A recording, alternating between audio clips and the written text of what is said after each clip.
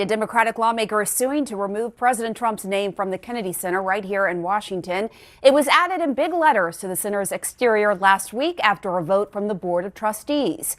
Ohio Congresswoman Joyce Beatty is an ex officio trustee, and she says that vote went beyond the board's authority as given by Congress. Certaines décisions institutionnelles semblent insignifiantes à première vue, mais elles modifient des normes qui semblaient auparavant bien établies.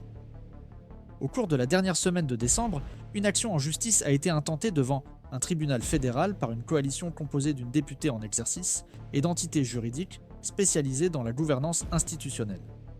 L'action vise l'actuel conseil d'administration du Kennedy Center à Washington, D.C., ainsi que d'anciens membres de l'exécutif qui ont participé à sa restructuration interne.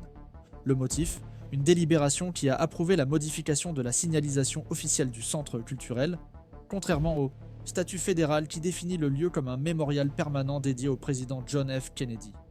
La tentative de changement, menée lors d'une réunion interne avec des procédures jugées irrégulières par les membres du conseil lui-même, a dépassé la symbolique de l'acte et a déclenché des mécanismes de contention juridique prévus pour les cas de transgression mémorielle.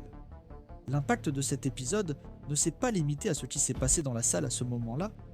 Selon les documents présentés dans le cadre de l'action en justice, la session qui a approuvé la nouvelle signalisation s'est déroulée avec un quorum suffisant, mais dans des conditions contestées par les membres statutaires. La parlementaire qui représente le Congrès au sein du Conseil, nommée d'office et soutenue par la loi, s'est vue couper le micro alors qu'elle tentait de s'opposer à la proposition.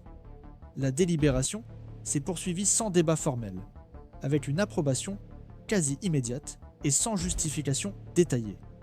Les juristes consultés estiment que cette conduite enfreint les principes fondamentaux de transparence délibérative exigés des organismes ayant des fonctions publiques, même s'ils sont composés en partie de nominations politiques. L'absence de contradiction, associée à la tentative de modifier un nom protégé par la loi fédérale, a été qualifiée de détournement de finalité. La législation en vigueur stipule que le Kennedy Center doit fonctionner comme un mémorial dédié au président Kennedy, sans possibilité d'hommage parallèle ou de modification substantielle sans l'accord du Congrès. Il s'agit d'une clause explicite, incluse précisément pour éviter que le lieu ne soit instrumentalisé par les cycles politiques. Le litige ne porte donc pas seulement sur un changement esthétique, mais sur la légitimité d'un organe administratif à réinterpréter une fonction déterminée par la norme fédérale. Pour les spécialistes du droit public, cette affaire représente une ligne de tension entre la gouvernance administrative et les limites structurelles de l'appareil juridique qui protège le patrimoine mémoriel. L'action en justice ne se limite pas à contester la validité du vote. Elle propose également de tenir les membres du Conseil individuellement responsables d'une violation délibérée de la loi fédérale. L'argument central est que la décision a non seulement ignoré la portée juridique du centre, mais a également créé un dangereux précédent institutionnel, celui de reconfigurer, par voie administrative, l'identité publique d'un espace national à la valeur consolidée. Les auteurs de l'action soulignent également que le moment choisi pour la délibération, à l'approche de la pause législative, avec une faible couverture médiatique, indique une intention de minimiser le contrôle politique et juridique. Bien que le Kennedy Center soit souvent associé à sa fonction artistique, sa structure juridique le positionne comme une entité de référence en matière de mémoire institutionnelle.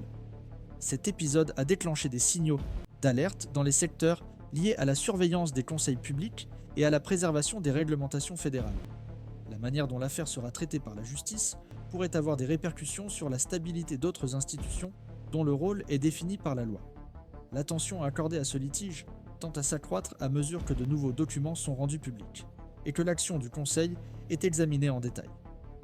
L'absence de réponse officielle de la direction du Kennedy Center à ce jour a été interprétée comme un signe de faible soutien juridique de la mesure.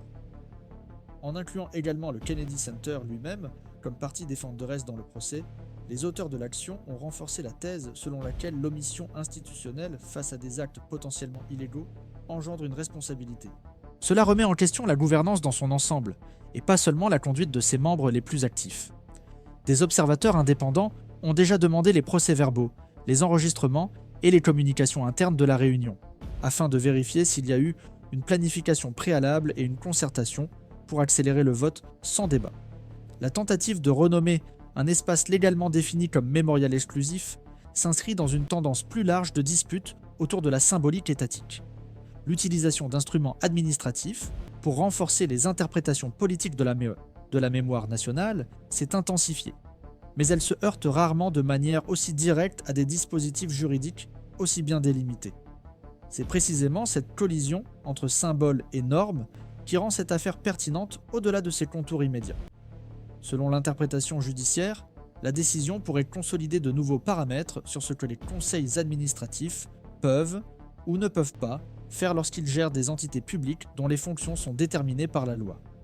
C'est dans des épisodes comme celui-ci que sont testés les mécanismes institutionnels de contention et le degré de résilience des normes conçues pour protéger l'intégrité de la mémoire publique.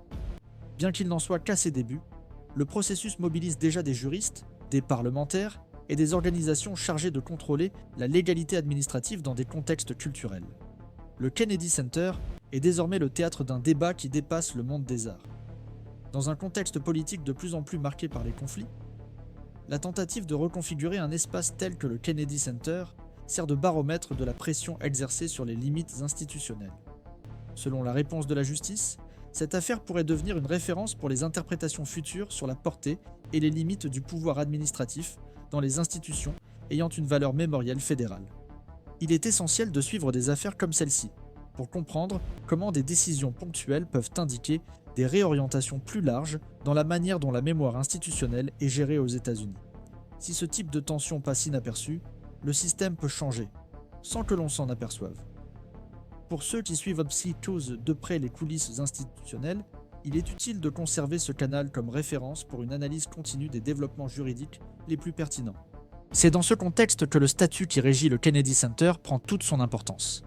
La législation qu'il a instituée comme mémorial permanent dédié au président John F. Kennedy ne se contente pas de définir son nom, mais établit également un cadre juridique régissant sa fonction et son rôle en tant qu'institution culturelle liée à la mémoire publique nationale. Le texte juridique a été conçu non pas comme un instrument décoratif, mais comme une garantie que le centre ne puisse être transformé en un vecteur de personnalisme politique, quelle que soit l'orientation partisane d'un gouvernement. Cette protection normative confère au Kennedy Center un statut unique parmi les espaces culturels des États-Unis.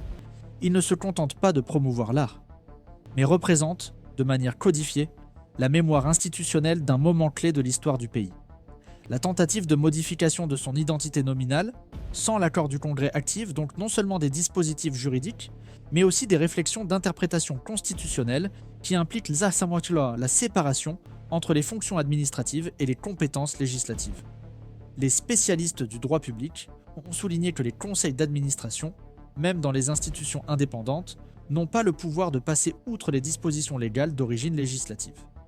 La complicité ou l'omission éventuelle de la direction du Kennedy Center, face à cette manœuvre, déclenche un deuxième niveau de responsabilité, qui ne concerne plus seulement les auteurs de la décision, mais la structure de gouvernance même de l'entité. À partir de là, l'attention des organismes de contrôle institutionnel s'intensifie. Des rapports préliminaires indiquant que les organismes d'audit administratif et les unités d'intégrité législative ont commencé à suivre l'affaire de plus près, en particulier compte tenu de la participation active d'une députée au litige. La prérogative légale, qui garantit des sièges parlementaires au conseil d'administration du Kennedy Center, renforce la thèse selon laquelle le pouvoir législatif maintient une présence formelle dans le suivi de la gouvernance de l'institution.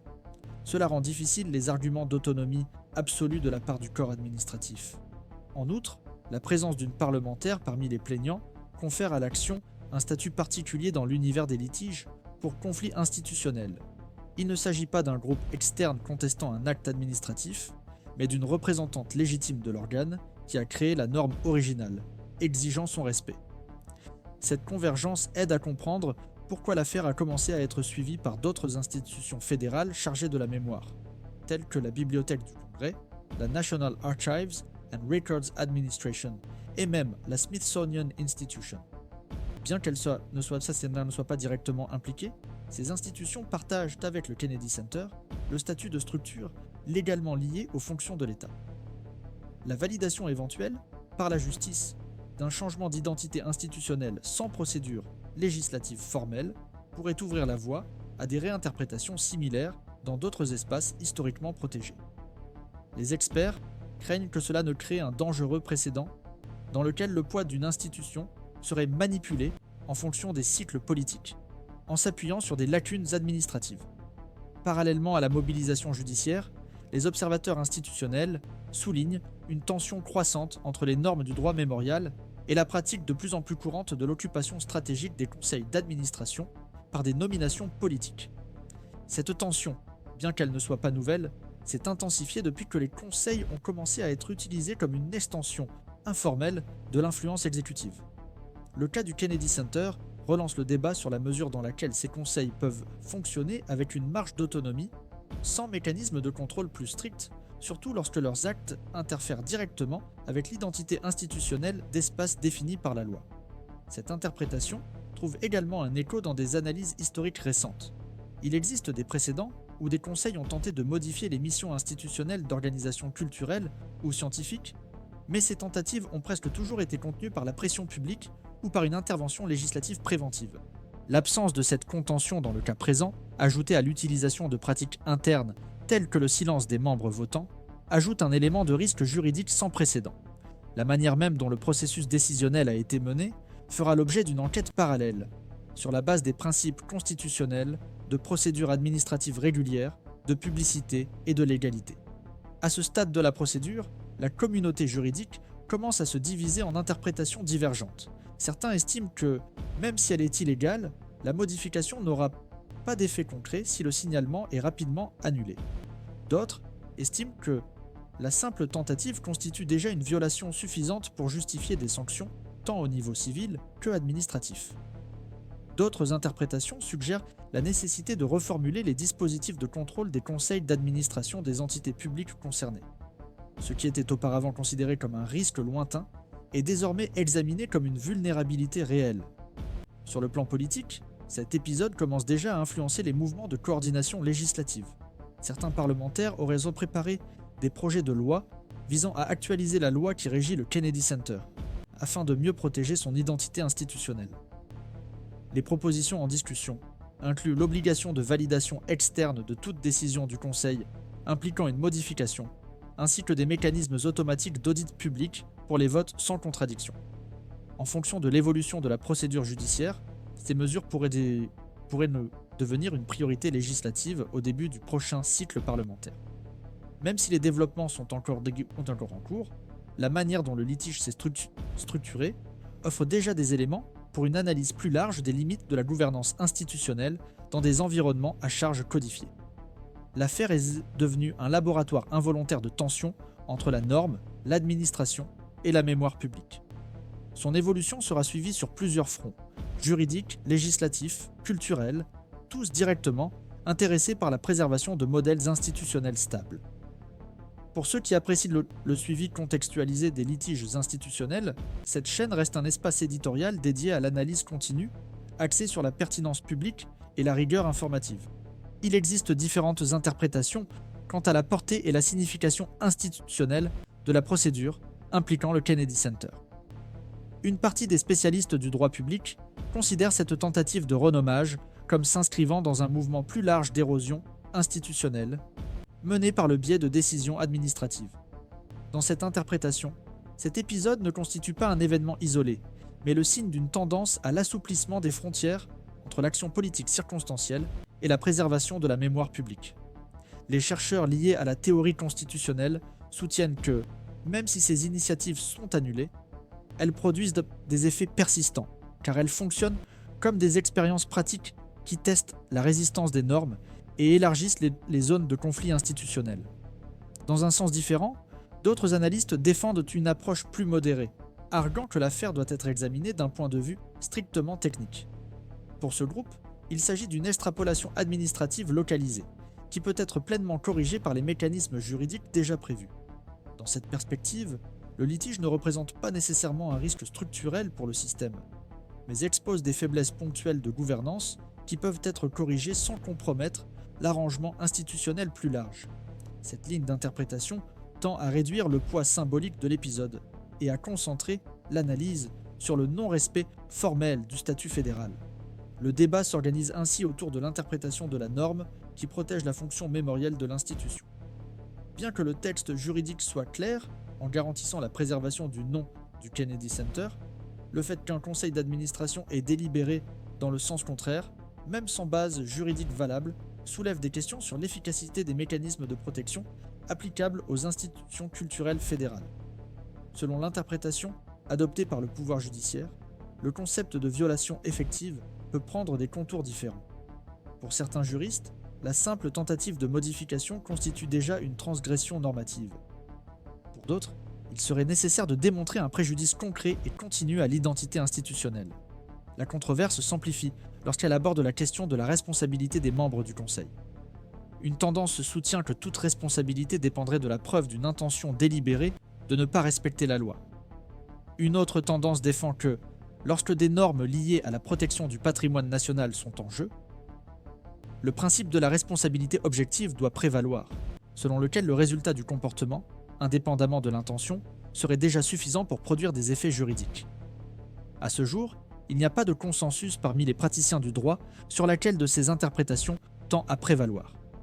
La discussion s'étend également au rôle des instances de contrôle. L'absence de mécanismes automatiques de contention dans des cas similaires a conduit les experts en gouvernance publique à proposer des révisions des critères de composition des conseils d'administration des institutions culturelles.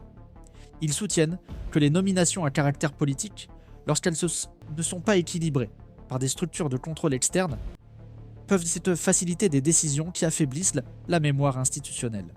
Dans cette perspective, le cas du Kennedy Center a été analysé comme un exemple illustrant la nécessité de réévaluer les limites de l'autonomie administrative dans les entités dont la fonction est définie par la loi. Dans ce contexte d'incertitude interprétative, certaines institutions ont commencé à adopter des mesures préventives. Des informations non confirmées indiquent qu'au moins 2 fondations publiques à vocation culturelle ont lancé des processus d'audit interne au sein de leur conseil délibératif, axés sur la conformité juridique et la transparence décisionnelle.